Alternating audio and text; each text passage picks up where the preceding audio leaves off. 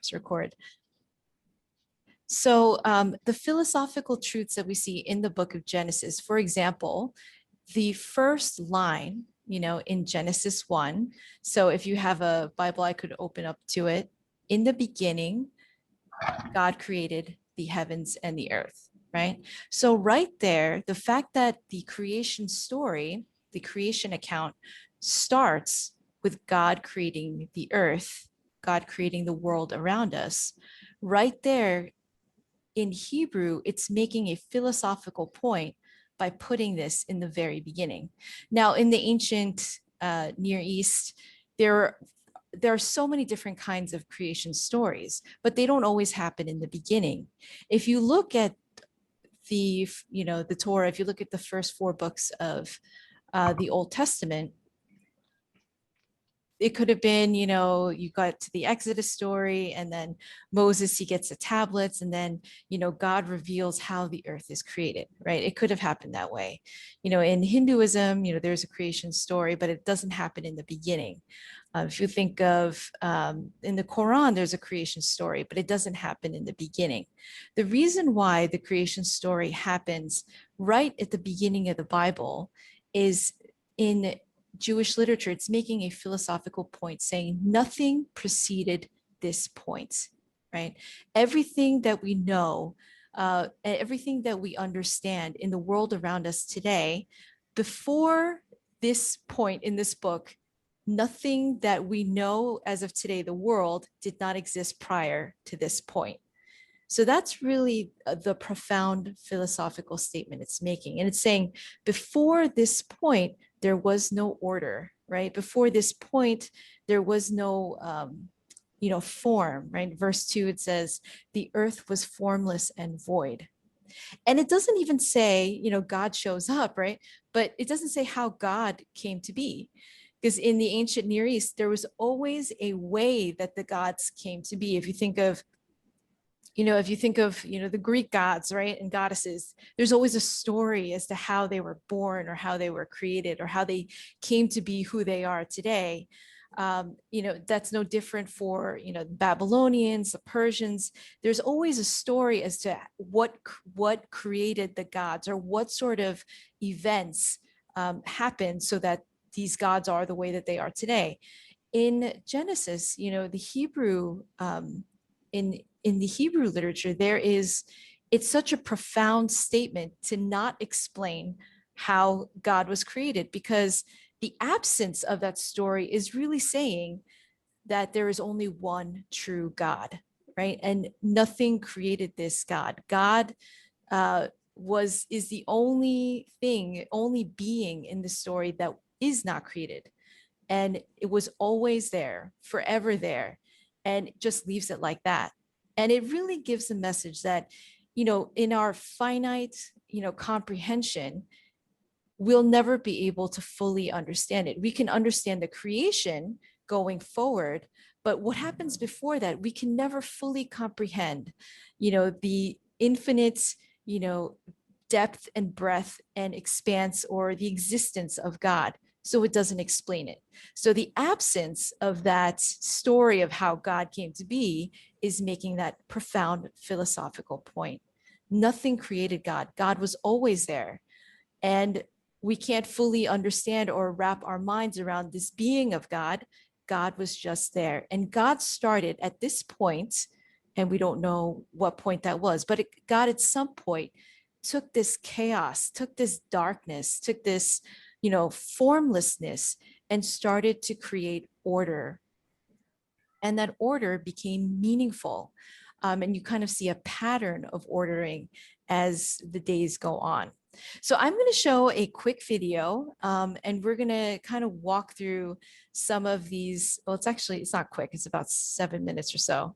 But it's going to kind of walk through and really break down visually some of these patterns. And then we're going to, I have a PowerPoint. We're going to walk through each one of these points a little bit more in detail. And we're going to break down the pattern of the creation story a little bit more after that as well. The first book in the Bible is called Genesis. And we're going to look closely at the first page of the book of Genesis. It's a carefully crafted narrative about God creating and ordering the whole cosmos. Okay, let's check it out. Now, the opening line of the whole Bible is, "In the beginning, God created the skies and the land." Now, your Bible translation might say the heavens and the earth. In biblical Hebrew, the word for heaven refers simply to the sky above. And the word for earth does not mean globe, but rather the land. The ground below us. Right. This line is summarizing what's going to happen in the following narrative, which starts in the next line. And it reads, "Now the land was wild and waste." This phrase rhymes in Hebrew. The land was tohu vavohu, which means unordered and uninhabited. This is the ancient way of talking about the pre-creation state, what we might call nothingness. For the biblical authors, non-existence means having no purpose and no order. And the next line uses another image to say the same thing. "And darkness was on the face of the deep abyss." What's the deep abyss? Yeah, it's a dark, chaotic ocean. It's another common way the ancients described the non-reality that preceded creation. Now, here's where things start to get interesting, because in the midst of those dark waters, God is present. "And the Spirit of God was hovering over the face of the waters." The Hebrew word for God's Spirit is ruach, which can refer to wind or breath or God's invisible presence. So you can't see it, but God is present in the darkness, ready to bring order so that life can flourish. Yes, and this ordering happens in a series of 6 days. Each day begins with the phrase, "And God said," and then ends with the phrase, "And there was evening and morning." Yeah, every day addresses those problems introduced in verse 2, that there's no order and no inhabitants. So on days 1 through 3, God splits apart that unordered darkness into 3 ordered realms. Then, on days 4 through 6, God fills the uninhabited wasteland with creatures.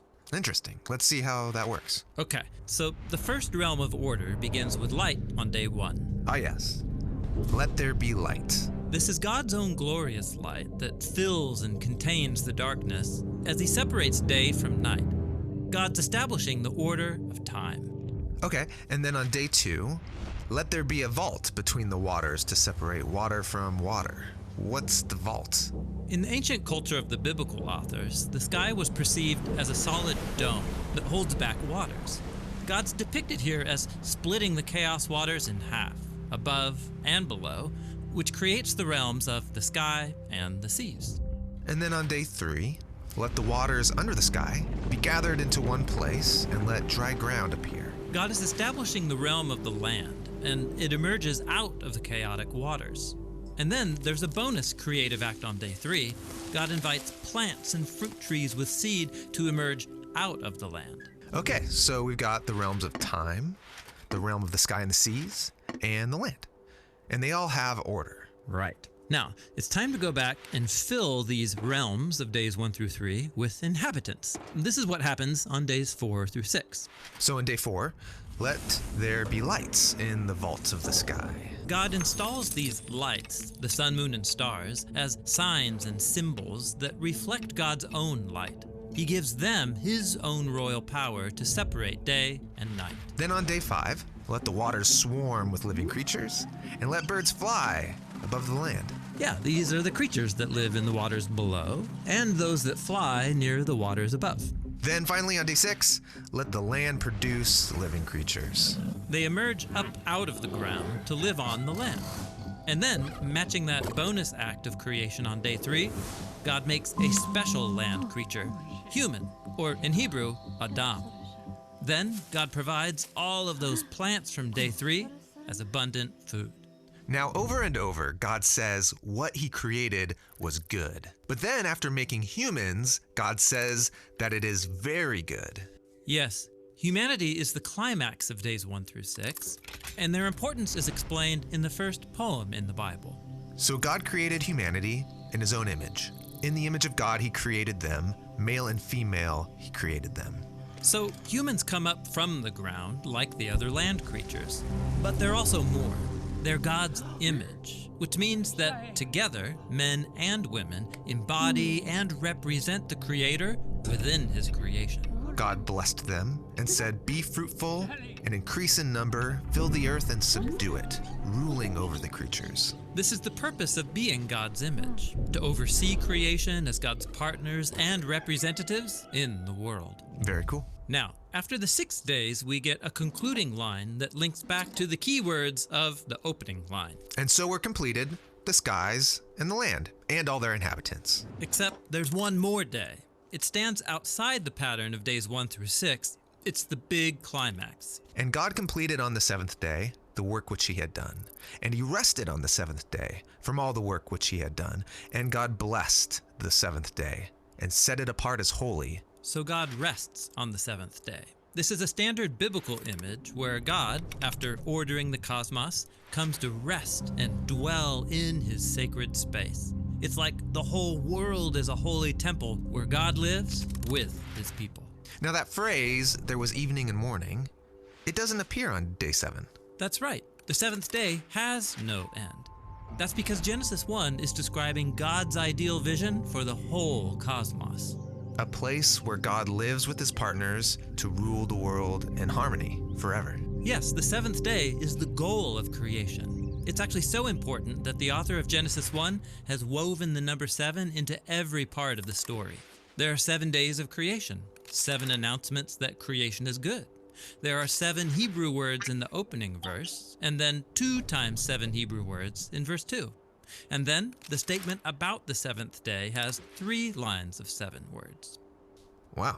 So the first page in the Bible is doing way more than just telling us how the world was made. Right. Genesis 1 has been designed to show us that God's purpose is to share creation with his images so they can rest and rule it with him forever. And that purpose is what the rest of the biblical drama is all about. So it says, in the beginning, God created the heavens and the earth. So nothing preceded this point. Nothing was there. We just know that God shows up in the middle of the story. And it's kind of interesting. The more I kind of look at different commentaries and the different ways that things get translated from Hebrew, there is a little bit of a difference because a lot of our translations are trying to make things understandable to us, but they don't always, when you kind of try to make it understandable in the English language, you kind of lose the original meaning in Hebrew. So this video kind of clarifies some of that. So God created the sky above and the land. So it's a lot more black and white. And the whole point was the earth was formless and void, but it really means that there was no purpose, no order. There was nothing, there was no real meaning. It was the void was just there. Nothing served a purpose. And as we go through the creation story, you see more and more, the creation becomes much more specific. It becomes much more self-generating. It creates itself as the days go on. And God gives value to these things by saying each part is good. So as we go on, and the darkness was over the face of the deep abyss. I really like how the video kind of explains that it rhymes, right? This whole thing, the tohu vavohu, it's reading like a poem. You know, in Hebrew, if you hear it read in Hebrew, it sounds more like a poem. But what it's saying is God's spirit, God's presence was hovering over this formlessness.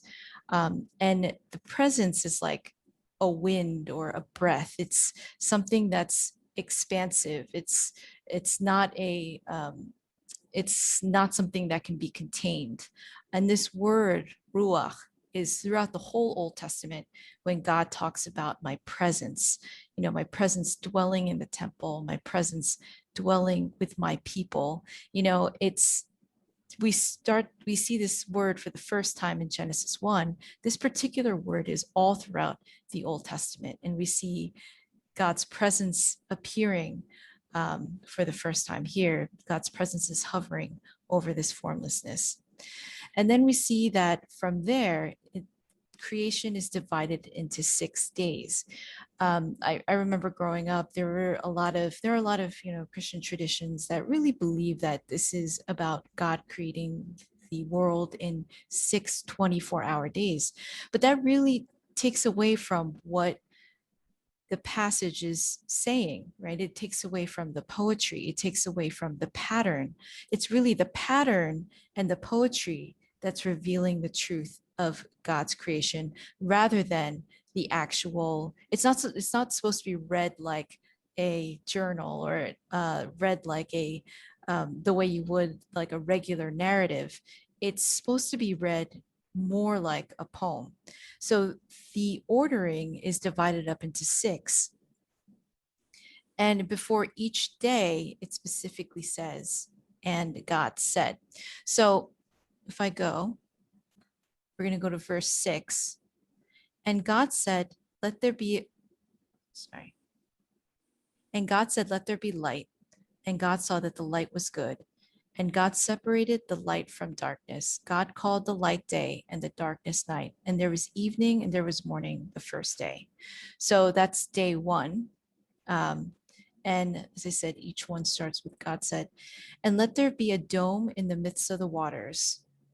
So it starts off with this pattern. I'm going to actually wait to read it and go through the pictures. So going back, the first day, it's very interesting. It says they're light, and the light creates the first part of that ordering. It separates. So as you can see, there's just this formless void. And then when the light is created, the light starts to order itself or order what's around it by separating the darkness that's already there with the day. And later on, God creates the sun and the moon. So that sounds like kind of like a contradiction, but it's not a contradiction if you look at the pattern, which I'll go in a little bit more in depth later. Day 2, and God said, let there be a dome in the midst of the waters. Let it separate the waters from the waters. So God made the dome and separated the waters that were under the dome from the waters that were above the dome. And so God called the dome sky, and there was evening and there was morning the second day. So if we look on day 2, the first thing that was created was the light, and the light separated itself from the darkness and created some ordering. Now the water, God created the water itself is separating itself. So if you think about the ancient world, when they looked at the ocean and then they looked at the sky over the ocean, it almost looks like 2 oceans, right? It's like when you drive down, H3 and you're looking at the huge expanse of the ocean and you can't really, see, or Poly Highway or wherever, as you're coming out of the tunnel, you see, you can't really tell the difference sometimes. What is the ocean and what is the sky? And really, this is the ancient world in their understanding. They believe that the sky was actually, that the water separated itself, created a dome. So when you look up, it looks like an ocean on top. So that's the way it was understood. But the point is, we know that that's not actually what sky is. But the point of this is that now that God created the water and the water is creating something else, right? It's separating, it's forming, and the created thing is becoming more specific. So out of the waters, it separates and you see the sky. The second and the third day, and God said, let the waters under the sky be gathered together in one place, and let the dry land appear. And it was so. God called the dry land earth, and the waters that were gathered together the seas. And God saw that it was good. Then God said, let the earth put forth vegetation, plants yielding seed, and fruit of trees of every kind, the earth that bear fruit with seed in it. And it was so. The earth brought forth vegetation, plants yielding seed of every kind, and trees of every kind bearing fruit with the seed in it. God saw that it was good, and there was evening and there was morning the third day.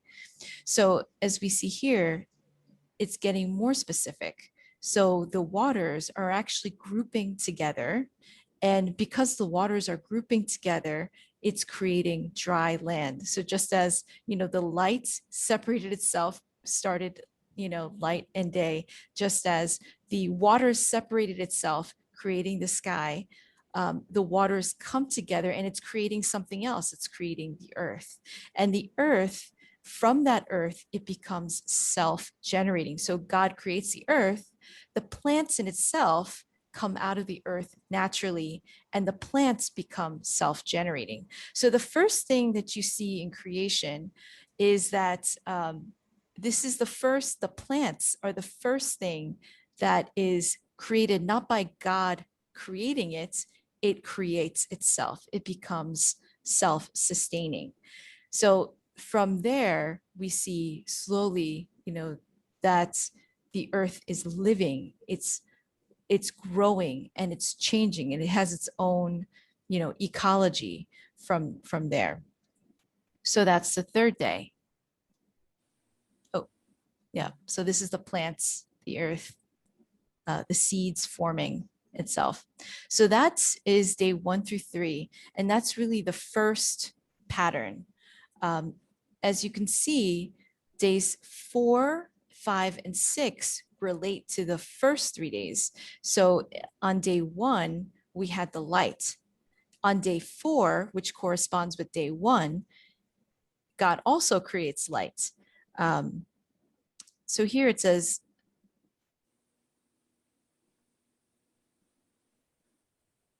and God said, let there be lights in the dome of the sky. This is verse 14. To separate the day from the night, and let them be for signs, for seasons, for days and years. And let them be lights in the dome of the sky to give light upon the earth. And it was so. God made 2 great lights, the greater light to rule the day, and the lesser light to rule the night and the stars. God set them in the dome of the sky to give light upon the earth, to rule over the day and over the night, and to separate the light from the darkness. And God saw that it was good. There was evening and there was morning the 4th day. So as you could see here, it's, people always say, okay, well, how is it possible where God created light in the first day, and then suddenly what are these suns and moons? Isn't the darkness and the lights, isn't that the sun and the moon? And then, what is this? The sun and the moon is created again? No, because this is poetry, right? The first day and the 4th day correlate together, but day 1 is about the concept of something forming and being created. Day 4 is a more specific form of that creation.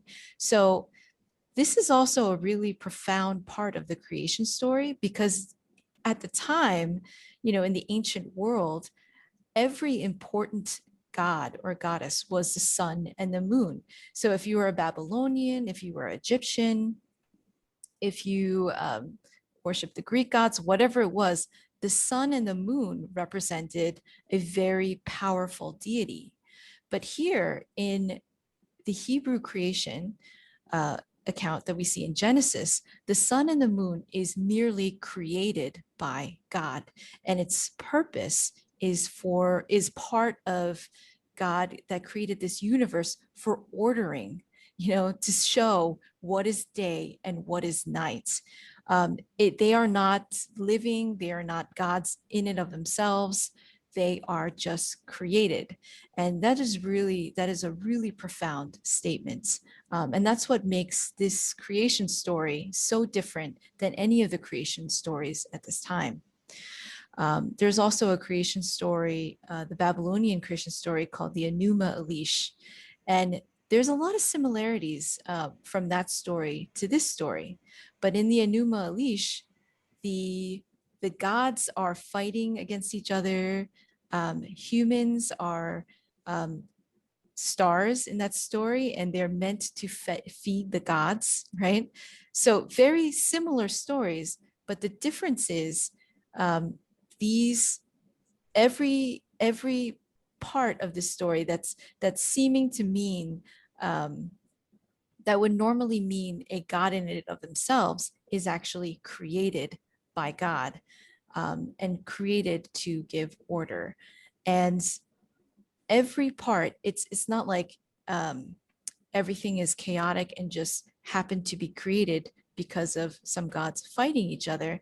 Everything was made with intention and with a specific meaning in mind, and everything is given value because it's said to be good. So day 5, and God said, so verse 20, and God said, let the waters bring forth swarms of living creatures, and let the birds fly above the earth across the dome of the sky. So that God created the great sea monsters and every living creature that moves, of every kind with which the waters swarm, and every winged bird of every kind. And God saw that it was good. God blessed them, saying, be fruitful and multiply, and fill the waters in the seas, and let the birds multiply on the earth. And there was evening and there was morning the 5th day. So here, this relates to day 2, if you think about it, because God created the land in day 2. Here, out of that land, out of that the land and the sea in day 2, out of that land and the sea, we have fish, and then from there, the birds. If you read in the original Hebrew, it's actually the birds coming out of the water. Like the water created the sea creatures and the birds. So again, it's self-generating. It's it's creating, self-generating, self-sustaining. And if you think about it, it's funny. I go back to the science, right? All living organisms actually were started out in the ocean, right? So it's just interesting how the dots connect. But in day 5, God created the waters. He creates the sea monsters or the fish, and that, out of the fish come the birds, right? But what it's saying is there's living creatures that come out of the water. The water creates these living creatures. So it's really interesting. And also, okay, if we look at verse 20, I have to note, let the waters bring forth swarms of living creatures. God is actually delegating the waters to create these things. God creates the waters, but God enables the waters to create living organisms, and it goes from there. I think it's such a profound, very interesting truth, in that all living organisms did come out of the water. But anyways, so then we have day 6. And God said, let the earth bring forth living creatures of every kind, cattle and creeping things and wild animals of the earth of every kind. And it was so. God made the wild animals of the earth of every kind, and the cattle of every kind, and everything that creeps upon the ground of every kind. And God saw that it was good. And then God said, let us make humankind in our image according to our likeness, and let them have dominion over the fish of the sea, over the birds of the air, over the cattle, over all the wild animals of the earth, and over every creeping thing, that creeps upon the earth. So God created humankind in his image. In the image of God, he created them, male and female, he created them. He blessed them, and he said to them, be fruitful and multiply and fill the earth, subdue it and have dominion over the fish of the sea and over the birds of the air and over every living creature that moves upon the earth. And God said, see, I have given you every plant yielding seed that is upon the face of the earth, and every tree with seed in its fruit. You shall have them for food. And to every beast of the earth, and to every bird of the air, and to everything that creeps on the earth, and everything that has the breath of life, I have given every green plant for food. And it was so. And God saw that everything he had made, and indeed it was very good. And there was evening and there was morning, the 6th day. So we see it all kind of culminates in the creation of human beings. The creation of human beings, if we look at Genesis 1, that all seems to point there. And the creation of humans is very different from everything else that God created up until this point, because everything else, it starts off with God creating, letting those things separate or become distinct, change and distinct, become distinctive, different entities, just like the light and the darkness, the sea splitting and becoming the sky, the earth coming, the waters coming together, creating the earth. When he creates humans, humans are created in God's image and God's likeness. So in some sense, if you were kind of an ancient Near Eastern person reading this, you would think, okay, God's image, that must mean that God looks like me, that God has two eyes, a nose, and a mouth. But that's not actually what it means. It means that we have the same kind of understanding, the same kind of mind or curiosity, the ability, in God's ability to create, we also have that ability to see outside of ourselves and to create something outside of ourselves. And that's really what it means, that we are, distinct from creation. And God, all of these things were created, and God said, you can have these things for food, and the earth for food. So it all comes to that point. And we see that there's a distinct pattern here. I forgot to put the slide for the seventh day. In the seventh day, if we look, we have to go to Genesis 2. And it's very interesting, because all of creation is the first, 6 days. But chapter 2 is a whole other section. It's divided up differently. And it says, thus the heavens and the earth were finished and all their multitude. And on the seventh day, God finished the work that he had done, and he rested on the seventh day from the work that he had done. So God blessed the seventh day and hallowed it, because on it, God rested from all the work that he had done in creation. So the Bible Project video kind of explains a little bit about the importance of the number 7, right? There are many lines in this, in the creation story, that are just 7 words, like the first line of the story. The line in itself, he rested on the seventh day, is 7 words. So it all seems to culminate in the word 7. Also, what's important is everything throughout creation, he said it is good or very good when he created humankind. The seventh day is the one day where he said it is holy. Holy means, to be set apart, for it to be sacred, for it to be set apart to God. So everything else, he created it. It is good. It has value. It is wonderful in and of itself. It has intrinsic value. The seventh day isn't actually a thing God creates. It's a state of being. It's a state of resting and enjoying everything that God has created. It's God reveling in what God has created. And God takes this time period and calls it holy, which is very different than just saying it's good or blessing it. It's saying that it is set apart. It is something sacred. And I think that adds another dimension to the creation story. It's saying that beyond everything that is created, beyond everything that we could see, feel, and touch, there is another dimension to that. There is a part of us after creation, after, just the physical things, there is a part of us that can connect with God, that can revel in the things that God has given us and worship God. And that in itself is holy, that's sacred, that's something other than outside of, what we can see, feel, and touch. So yeah, that is Genesis 1. I am going to just look a little bit more in detail. Stop share. I'm going to find.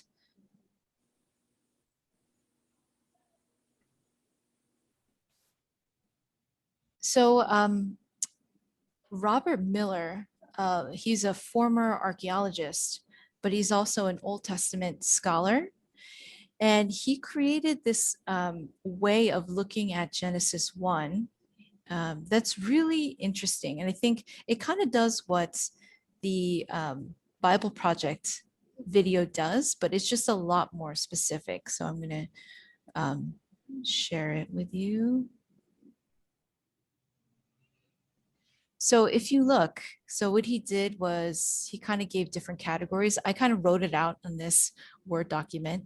But if you look at the 6 days, right, and he asks different questions for each day. What is created? Where is it created? Is the word separating used? How does God evaluate it? Is something named? Does God delegate the creating, right? Or does it create in itself? And you really see the pattern. I'm not going to go too in detail, but you see in day 1, 2, and 3, God creates one thing, and then he creates 2 things. Day 4, he creates one thing, and then he creates 2 things. Here, where is it created? There's a blank, right? Because the light, we don't know where it's created. But then this is in the water, land, sky, water, land. So there's a pattern. Is the word separating used? No, yes, no, not sure, no, no. It's a little bit of a pattern. How does God evaluate it? Good. He doesn't say that the firmament is good. Then he says good twice regarding the land and the plants. The sun and the moon, he doesn't actually say good, but then the birds, he says good, and the animals and the humans, animals good, humans very good. So it's good, blank, good, blank, good, very good. So you see a little bit, you see kind of this, the pattern, right? Do things create itself? So if we look a little bit more, you see this creation story is a very elaborate pattern of creation. And what that elaborate pattern is showing is that the earth, the universe, is very elaborate. It's orderly, it's structured. And we know that, you know, as 21st century people, right? We know that, we know about the periodic table. We know that, you know, that the earth is very orderly and structured. But the ancient Hebrews wouldn't know that. But this is saying in and of itself, this profound story, this profound creation account, that the order, that the earth is patterned and orderly. There's a reasoning to it. And the reason why the story is patterned and orderly is making the philosophical point, and that the earth is patterned and orderly and complex. So all these things kind of come together. Okay, so we're going to have a quick time of discussion. There's a lot, a lot that we went over in a short period of time. So a couple questions. What are some of the things that stuck out with you about Genesis 1 that you didn't know before? I'm going to share that last slide.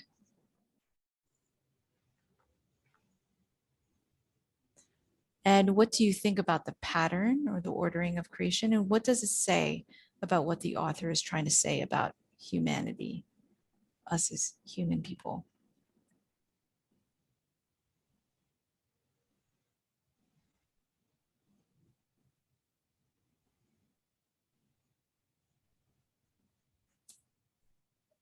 I've really never thought about there being a pattern, but it makes sense. The order that was done.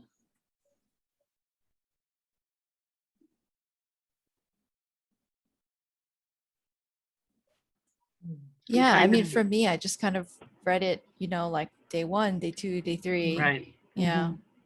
But I'm kind of thinking of like planting something, you know, you get the soil ready and then you put in the seed or the pod or the tree or whatever, you water it and you wait to see the Mhm. leaves coming in and then bearing the fruit or whatever, the flower, whatever. So there's definitely an ordering. Yeah. I'd be interested in people's thoughts about your last question. What does it say about humanity? Yeah. Hmm.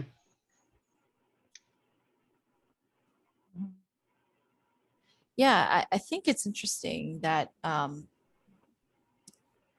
it's humans are created last, so they say like if the creation of the earth was a 24-hour clock, humans were created the last second, we were there at the very ends. And the way the story reads, if we look at Genesis 1, it's saying God created all these things. You can have these things for food. You can, you know, you need to take care of this earth. And I feel like I feel like we as humans, we've kind of misinterpreted this passage to think that we can do whatever we want with the earth, like God gave the earth to us. But that's actually not what the story is saying. We were created at the very end, and God's saying you can have what the earth provides, for food. You can name the animals, right? As we read a little bit later on, you could take care of it. Um, that's what it's saying. But I think it's like, oh, I created all this for you, and that's nowhere in the passage, right? God didn't create the earth for us. God created the earth because God wanted to create the earth. He wanted to create something out of nothing, which is what God does. But I I think when we read it as humans, we think that means everything exists for us. God created all this for us. I think if we read the poetry and we see the pattern, we see that that's not the case. Yeah. God When did. you, oh, go ahead, please.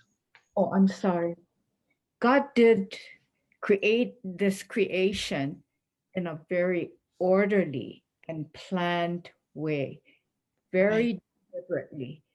And I think placing humans at the last probably showed how important humans are to this creation story, and that he placed us at the end so that we can overlook and take care of his creation. That's well and good, but isn't the periodic table just the exact opposite? The most important things are the first. Mhm.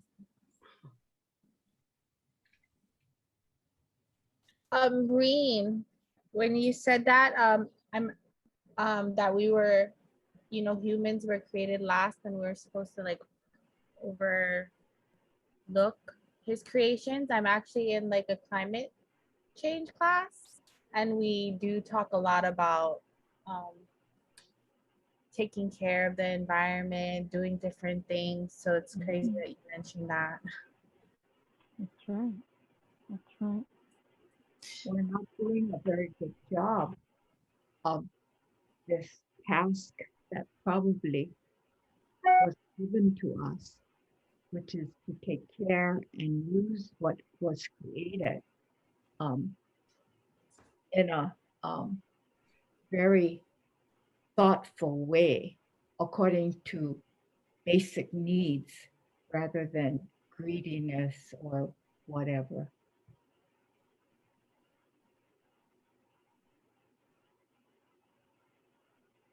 Yeah, I think if we look at verses 28 to 31, really what the passage is saying, God blessed them and said, be fruitful to us, right?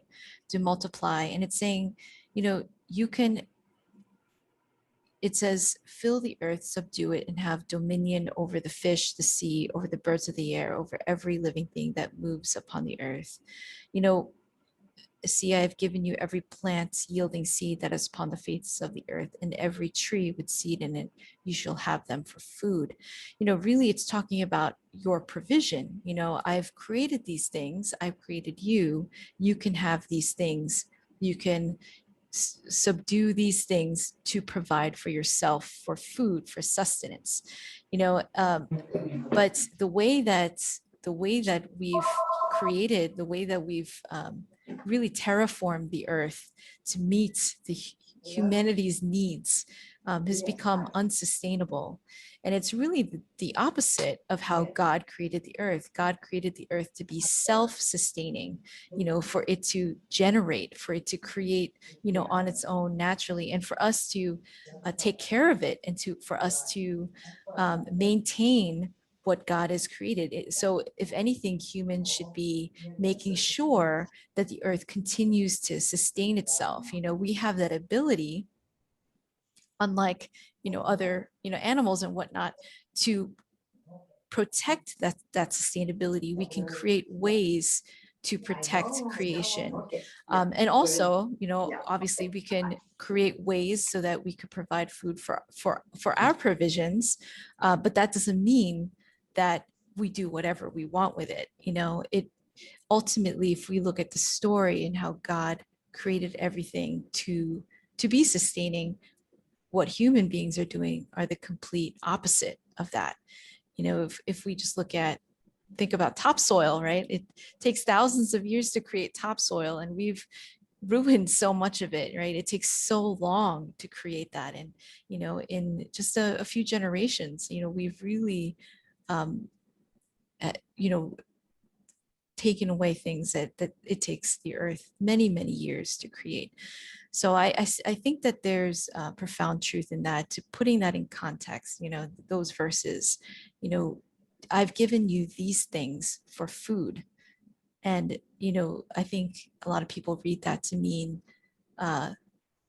you could take the fish, subdue it, you could have dominion over the whole earth just for the sake of having dominion over it. And that's really not what the passage is saying. So, yeah.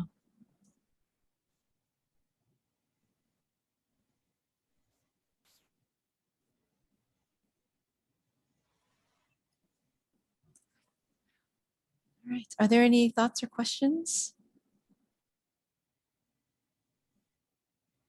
I like the animation, and it was almost like a puzzle piece, a puzzle game that I would have enjoyed playing as a child, to get it in my head about the order. Right. Yeah. There's a lot to unpack.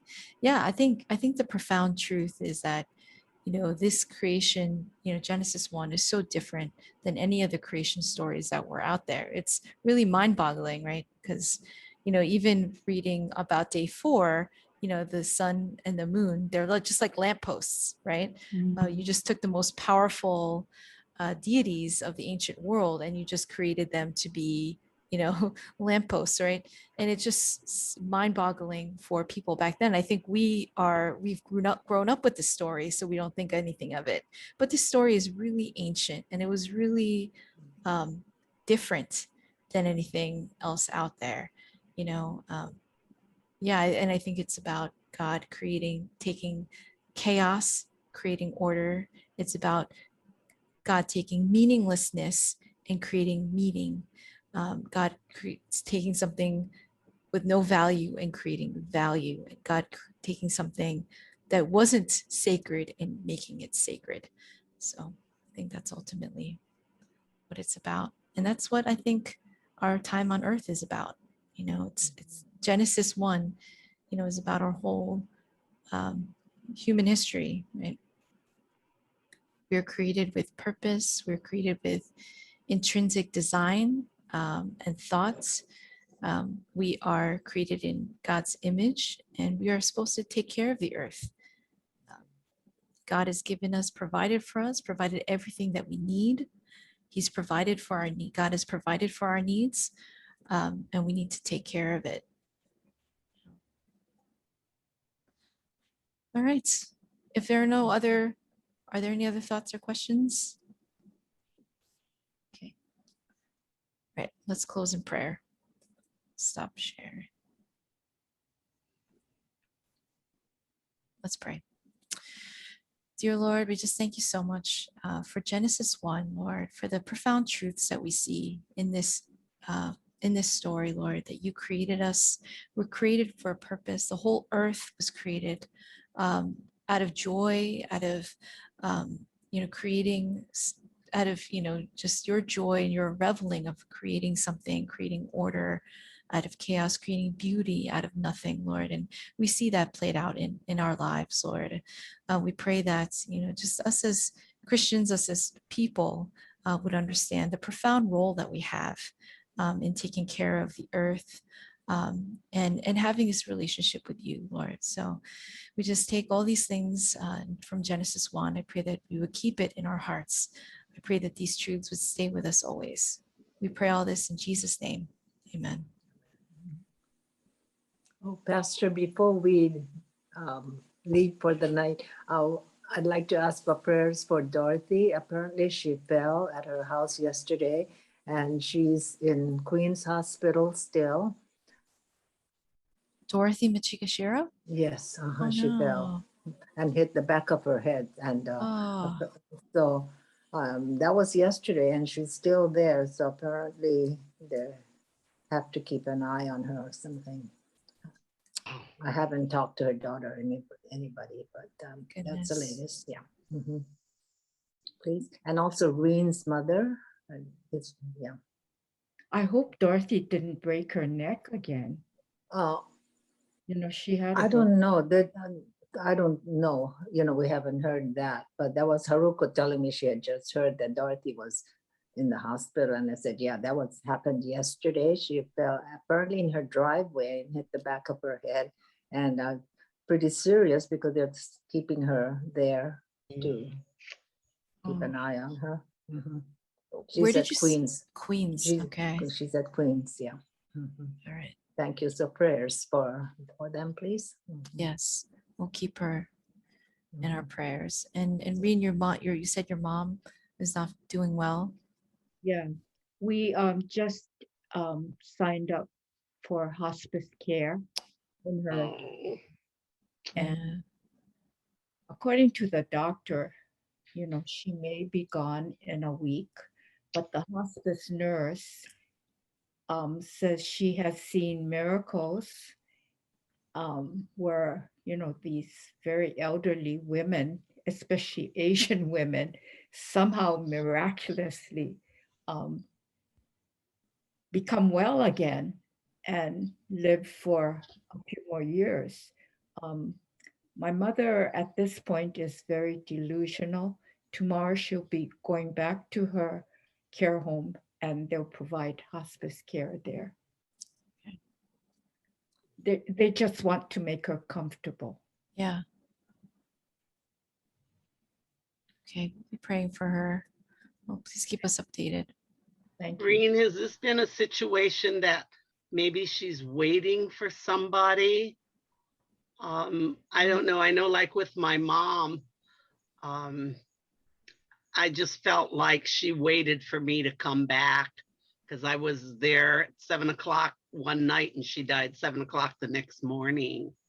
So the thing of it is, I just had a girlfriend lose her mother and she'd been in and out of the hospital almost for a year. And Right. finally the daughter was willing to say to mother, I'll be okay. And, if you're wanting to go see God and, your husband and so on, you have my blessing. So it's hard. It really is. But, I also had a lady friend in hospice that she went home again and was there for 4 or 5 months. And then she went back into the hospice at Nu'uanu area. And then she passed there. But yeah, you just never know. It's God's timing, but it's not an easy time for you. I'm sure I'll certainly be praying. And I misunderstood about Jane. Was it Jane or Jane's sister that wasn't doing well? It's Jane. Are you talking about Sunday? Yes, Oh, Jane Larson. I Larson, think okay. we've been praying for her for a while. She's For a just while, feeling yeah. weak. Yeah. So just continued prayers of Yeah. strength. Yeah. Sharp as ever, though. I would never Yeah. guess. Oh, Yeah, oh, well, that's she's, good. And Yeah. of course, pray for Bob Nakata's family. Oh, yeah. Mhm. Yeah. Yeah. I was like, I don't know. I was so shocked. I I didn't know know he he'd was, not been I ill, know but he was sick. I didn't know that.